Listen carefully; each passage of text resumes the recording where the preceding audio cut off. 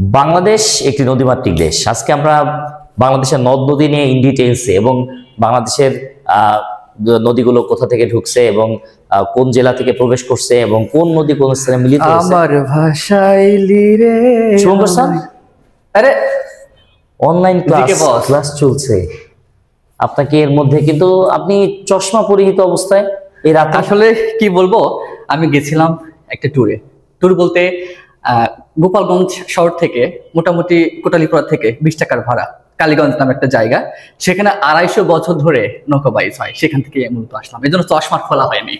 আচ্ছা আচ্ছা, তাহলে ক্লাস নিচ্ছেন?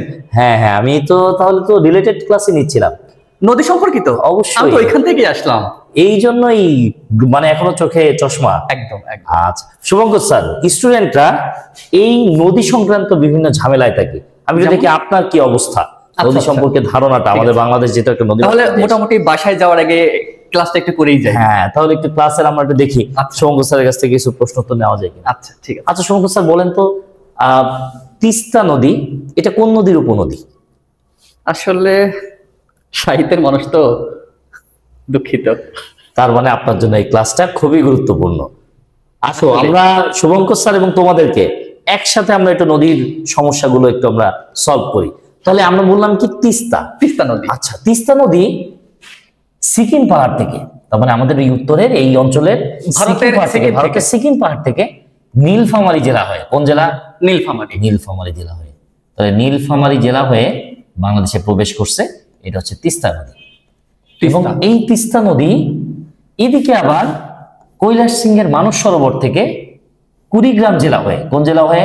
কুড়িগ্রাম জেলা হয়ে, কুড়িগ্রাম জেলা হয়ে ব্রহ্মপুত্র নদ। শুভঙ্কর স্যার, নদ আর নদীর মধ্যে পার্থক্য কি, এটা কি জানা আছে?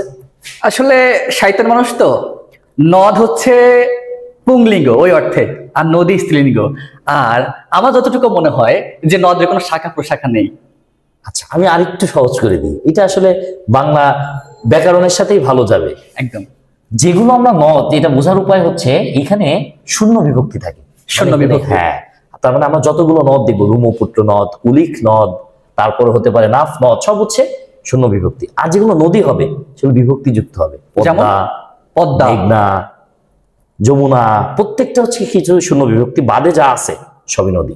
তাহলে মূলত নদ আর নদীর মধ্যে যে পার্থক্যটা, ওইটা জিকেট থেকে বাংলা ব্যাকরণের বোঝারটা বিষয়, দারুণ টেকনিক কিন্তু।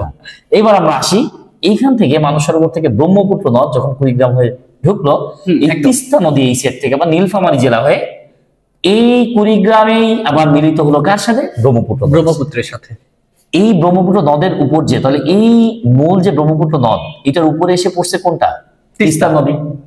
তাহলে যদি যে জল দেয় আর যে জল নেয়, কি বললাম? যে জল দেয় আর যে জল নেয়, তার মানে যে জল দেয় সে হচ্ছে উপনদী।